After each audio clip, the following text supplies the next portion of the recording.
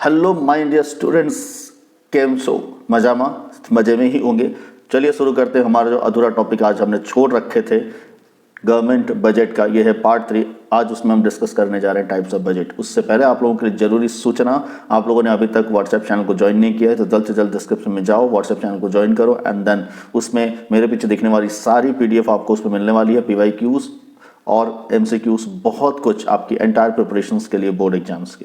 तो चलिए आज का टॉपिक हम शुरू करते हैं। आज का टॉपिक है टाइप्स ऑफ बजट। तो टाइप्स ऑफ बजट जानने से पहले हमारे प्रीवियस वीडियोस आपको देखना बहुत जरूरी है, जल्द से जल्द आप देख लीजिएगा।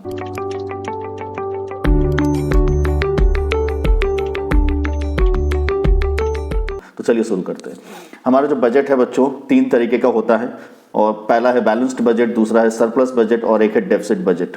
बैलेंस्ड बजट वाली सिचुएशन क्या होता है, देखो हमने गवर्नमेंट बजट ऑलरेडी डिस्कस किए थे, ठीक है। ये गवर्नमेंट बजट में हमने देखा था क्या, एक सरकार की आमदनी होती है और एक सरकार की खर्चा होता है। जब भी सरकार का क्या होता है, आमदनी जितनी खर्चा उतनी, मतलब सरकार की इनकम जितना होगा उतना ही यदि खर्चा है तब हम बोलेंगे ये बैलेंस्ड बजट है, ठीक है बच्चों। मतलब गवर्नमेंट की रसीट जितनी है उतनी ही यदि एक्सपेंडिचर है तो हम बोलेंगे सरकार का जो बजट है वो बैलेंस्ड बजट है, राइट। यही चीज आपको यहाँ पे लिखा हुआ दिख रहा है। When estimated government receipt are equal to the estimated expenditure in a year in a financial year is term as balanced budget. Next हो गया आपका सरप्लस बजट। क्या होता है surplus budget? In the sense जब हमारी आमदनी ज़्यादा हो खर्चा कम हो, मतलब इनकम जो गवर्नमेंट का रेसिट है वो बहुत ज़्यादा है और एक गवर्नमेंट एक्सपेंडिचर बहुत कम है एज कंपेयर टू, उस समय हम बोलेंगे हमारा सरकार का जो बजट वो कैसा है, सरप्लस बजट है, ठीक है माय डियर स्टूडेंट्स। आप लोगों को समझ में आया? Budget is more than government, budget receipt more than budget expenditure का कंडीशन होगा। वही सेम चीज बजट डेफिसिट का मतलब क्या हो जाए, या डेफिसिट बजट हम किसको कहेंगे, जो इनकम है वो बहुत कम है as compared to the expenditure, तब हम बोलेंगे बजट हमारा डेफिसिट में है, ठीक है। यही चीज आपको यहाँ पे लिखा हुआ है। और हमारे जो चैप्टर आगे बढ़ रहा है एज पर द सिलेबस हम डिस्कस करने जा रहे हैं। टोटल हमारा डेफिसिट बजट कितने टाइप के होते हैं, क्या होता है, इसके बारे में हम थोड़ा डिटेल में डिस्कस करेंगे। हमारा देखो जो बजट डेफिसिट होता है वो 3 टाइप का कैटेगराइज किया गया है। हमारे भारत में क्या होता था, जो बजट डेफिसिट हुआ करता था, डायरेक्टली गवर्नमेंट का एक्सपेंडिचर माइनस गवर्नमेंट रिसिट, जो मैंने प्रीवियस स्लाइड में बताया। इससे 1997 और 1998 तक ऐसे ही बजट को हम देख लेते थे, ऑल टोटल निकाल देते थे हमारी कितना खर्चा है।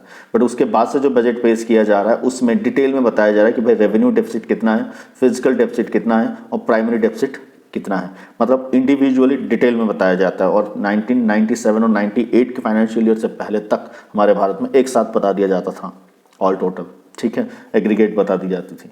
तो ये डिटेल हम जानते हैं कि भाई रेवेन्यू डेफिसिट क्या है, फिजिकल डेफिसिट क्या है और प्राइमरी डेफिसिट क्या है। तो चलिए जानते हैं हमारा रेवेन्यू डेफिसिट क्या है। रेवेन्यू डेफिसिट इज नथिंग, मैंने प्रीवियस स्लाइड में आपको दिखाया था, फिर से ले जाकर एक बार बता देता हूँ। यहाँ आप देखो, यहाँ हमारा रेवेन्यू रिसिट है, आपको दिख रहा है रेवेन्यू रिसिट और रेवेन्यू एक्सपेंडिचर दिख रहा है। रेवेन्यू जो डेफिसिट है वो क्या होगा, रेवेन्यू एक्सपेंडिचर माइनस रेवेन्यू रेसिट। समझ में आया?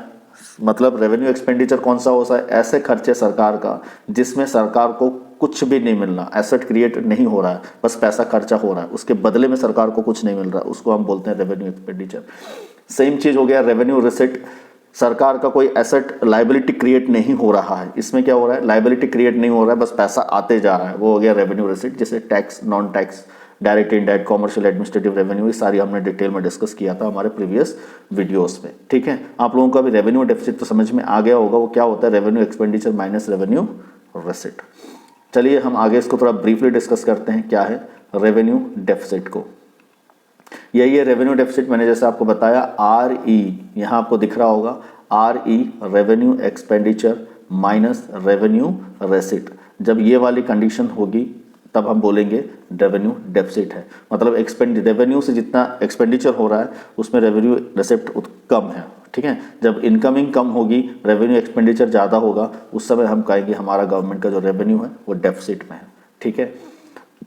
इसमें क्या हो जाएगा, सरकार इसकी जो भरपाई है वो कैसे करेगी। अब देखो इम्प्लीकेशन ऑफ रेवेन्यू बजट क्या है, suggest that the government is dissaving and utilising the saving of other sector of the economy. अरे जब रेवेन्यू डेफिसिट होगा उस समय सरकार क्या करेगा, पैसा दूसरों से ला के यहाँ पे लगाएगा। रेवेन्यू और एक्सपेंडिचर क्या हो जाए, सैलरी वगैरह देना, ठीक है, हमने प्रीवियस स्लाइड में डिस्कस करी थी। सैलरी वगैरह जो गवर्नमेंट एम्प्लॉयज़ को दी जाती है वो कहाँ से ला के देगा जब इसके पास पैसा नहीं होगा। तब वो क्या करेगा, दूसरे जहाँ सेविंग होगी उस सबको डिसेविंग करेगा, वहाँ से पैसा लाएगा। रेवेन्यू अर्निंग यहाँ पे इनसफिशियंट हो रहा है तो सरकार को अपने जो डेली फंक्शनिंग है, नॉर्मल फंक्शनिंग है, चलाना, देश चलाना, अपनी गवर्नमेंट इंस्टीट्यूशंस को चलाना दिक्कत हो जा रही है। ये सब मेकअप करने के लिए सरकार क्या करेगा, जो कैपिटल रिसिप्ट है हमारा, कैपिटल रिसिप्ट क्या होता है बच्चों, ऐसा पैसा जो सरकार कुछ गवा कर पैसे को कमाया है उसको हम बोलेंगे कैपिटल रिसिप्ट। जैसे लोन लेना हो गया, या तो सरकार की कोई कंपनी है, भेल हो गया, सेल हो गया, ये सारी कंपनी का मतलब शेयर बेचना, शेयर बेचकर उससे जो पैसा कमाना, डिससेविंग, डिसइन्वेस्टमेंट, ये सब चीज़ें सरकार करके पैसा कमाता है, उससे पैसा लाएगा एंड ये रेवेन्यू डेफिसिट को सरकार क्या करेगा, मेकअप करेगा। और इन दैट केस सरकार जब इस सब चीज़ों को बढ़ावा देगा तो जाहिर सी बात है इन्फ्लेशन कंट्री में बढ़ेगा, मतलब महंगाई बढ़ेगी। ये सारी चीज़ें आपको एक बार नोट करना है। इसको कैसे करेक्ट किया जा सकता है, डिफेंस में जो एक्सपेंडिचर हो रहा है, सब्सिडी वगैरह जो दिया जा रहा है, इसको थोड़ा सा डाउन कर दें। उसके बाद जो टैक्सेस है लोगों के ऊपर लगाई जा रही है, फाइन्स लगाई जा रही है, इसको थोड़ा सा इंक्रीज कर दें तो सरकार के पास इस जरिए से क्या हो जाएगा, पैसा आ जाएगा। That is all total is the revenue deficit. चलो हम आगे जानते हैं फिजिकल डेफिसिट क्या होता है। फिजिकल डेफिसिट क्या होता है एक बार हम देख लेते हैं। मैंने अभी आपको थोड़ी देर पहले बताया था, जो हमारा सरकार होता है, सरकार का क्या होता है बच्चों, एक इनकम होता है और एक एक्सपेंडिचर होता है। अब इनकम के पार्ट में हम देखेंगे तो कौन सा होता है, रेवेन्यू रिसिप्ट होती है और एक कैपिटल रिसिप्ट होता है। और एक्सपेंडिचर पार्ट में क्या होता है, रेवेन्यू एक्सपेंडिचर होता है और एक कैपिटल एक्सपेंडिचर होता है। जब ये दोनों को हम मिला देते हैं, यहाँ पे ये दोनों को हम मिला देते हैं तो ये क्या हो जाएगा, टोटल रिसिप्ट हो जाएगा कि नहीं हो जाएगा बच्चों, और ये क्या हो जाएगा, टोटल एक्सपेंडिचर हो जाएगा। ठीक है, टोटल एक्सपेंडिचर। अब फिजिकल डेफिसिट का मतलब हो जाएगा जब टोटल एक्सपेंडिचर से हम टोटल रेवेन्यू को माइनस कर देंगे। यदि एक्सपेंडिचर ज़्यादा है और रेवेन्यू, टोटल रेवेन्यू कम है तो गवर्नमेंट का जो बजट है वो डेफिसिट में है, और इसको हम कहेंगे फिजिकल डेफिसिट। इसको क्या कहेंगे my dear students, physical deficit. I think आपको ये कॉन्सेप्ट यहाँ पे समझ में आया होगा। और वही चीज़ यहाँ पे लिखा हुआ है, total expenditure minus total receipt including borrowing. जो बोरोइंग है उसको हम इंक्लूडिंग कर रहे हैं। और ये जो मैंने आपको बताया था, total expenditure plus capital expenditure, revenue expenditure plus capital expenditure, वही चीज़ आपको यहाँ पे लिखा हुआ है।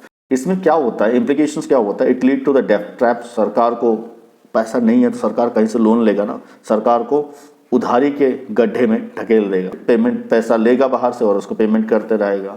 It lead to the inflationary situation in the economy as borrowing lead increase the money supply.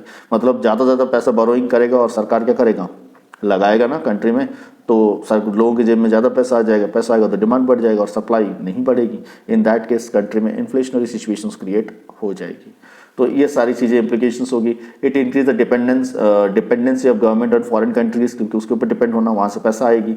और फाइनेंशियल बर्डन फ्यूचर जनरेशन के ऊपर क्रिएट होगा। आपको पूछा जाएगा फिजिकल डेफिसिट का इम्प्लीकेशंस क्या है, तो आपको ये सब नोट करना पड़ेगा माय डियर स्टूडेंट्स। इसीलिए थोड़ा सा केयरफुली अटेंड करो। ठीक है, स्क्रीन में व्हाट्सएप नंबर आ रही है, उसमें आप अपनी जो भी डाउट्स होगी स्क्रीनशॉट लो, टाइप करो, भेजो, मैं तुरंत जवाब दूंगा। ठीक है, उसके बाद फाइनेंसिंग फिजिकल डेफिसिट, मतलब सरकार ये जो फिजिकल डेफिसिट हो रहा है इसको फाइनेंसिंग कैसे करेगा, कहाँ से करेगा। जाहिर सी बात है, हमने देखा था डेफिसिट फाइनेंसिंग एक करेगा, एक बोरोइंग करेगा। डेफिसिट फाइनेंसिंग करने का मतलब क्या हो गया, सरकार भाग कर जाएगा आरबीआई के पास, बोलेगा आरबीआई भैया अब हमको थोड़ा सा सहायता करो, हमारी जितनी भी डेफिसिट हो रही है उतना करेंसी छाप दो, उतना करेंसी छाप दो। आपको क्या लग रहा है आरबीआई ऐसे ही छाप देगा करेंसी? नहीं, आरबीआई बोलेगा भैया मेरे को कुछ तो दो, मैं पैसा किस हिसाब से छापूंगा। तो यहाँ पे सरकार क्या करता है, ट्रेजरी बिल देता है। किसको देता है, ट्रेजरी बिल देता है as a security to RBI, और आरबीआई जितना डेफिसिट होता है उतना पैसा छाप कर सरकार को दे देता है। तो सरकार को पैसा बाद में जाके वापस भी करना पड़ेगा, अपनी ट्रेजरी बिल को छुड़ाना पड़ेगा। ठीक है, तो ये ट्रेजरी बिल क्या होता है मैं आपको अभी दिखा देता हूँ। ऐसा, ये तो फ्रांस का है, ऐसा एक कागज जो सरकार देगा आरबीआई को, और उसके बदले में आरबीआई क्या करेगा, इन लोगों को पैसा उतना छाप के देगा। इसको बोलेंगे हम डेफिसिट फाइनेंसिंग। एक तरीके से हम बोलेंगे ये जो known as monetisation of physical deficit. Physical deficit को यहाँ पे क्या किया गया, मोनेटाइजेशन किया गया। आपको यदि आगे पूछा जाएगा what do you mean by monetisation of physical deficit, तो आपका आंसर पता होना चाहिए माय डियर स्टूडेंट्स। ठीक है, तो ध्यान से थोड़ा सा इसको समझ लेना। इसके बाद आता है बोरोइंग। सरकार क्या करेगा, भाग के जाएगा किसी भी इंटरनेशनल अथॉरिटी के पास, बैंक के पास, World Bank, IMF, international monetary fund, ये आईएमएफ है बच्चों, इंटरनेशनल मॉनिटरी फंड के पास जाएगा एंड देन बोलेगा भैया हमको पैसा दे दो।